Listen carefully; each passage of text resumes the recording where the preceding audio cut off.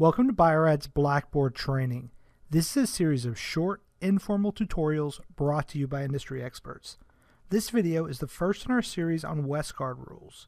We'll start with the history of the Westgard Rules, and then we'll look at their role in laboratory quality control. Let's begin with the origin of the concept of rules. A more accurate term for what we commonly call rules is statistical process control.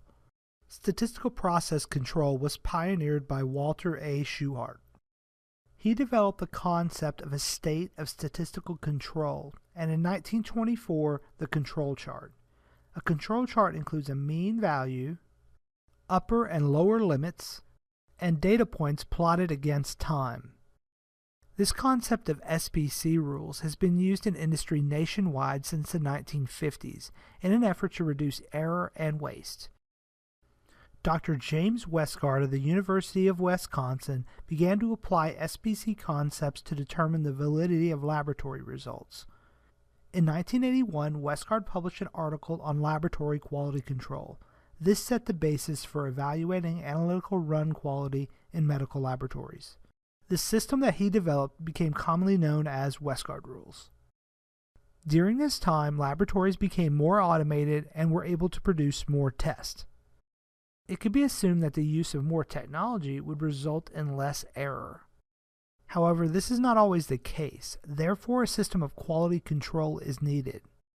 Quality control is the process used to make sure that laboratory results are precise and dependable. There are many parts to a quality control process. Two important ones are the regular use of quality control product and the use of statistical process control to interpret the control data. Let's take a look at our first component, the actual QC product.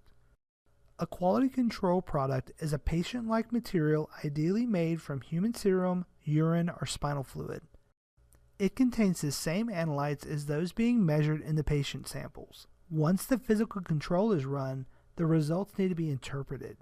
This is where the second part of the process comes into play. As we said earlier, this is done using statistical process control. Rules can be applied to the control sample to determine whether the results from the patient samples can be released or if they need to be rerun. We hope you've enjoyed this brief tutorial. For all of your QC needs, visit www.qcnet.com.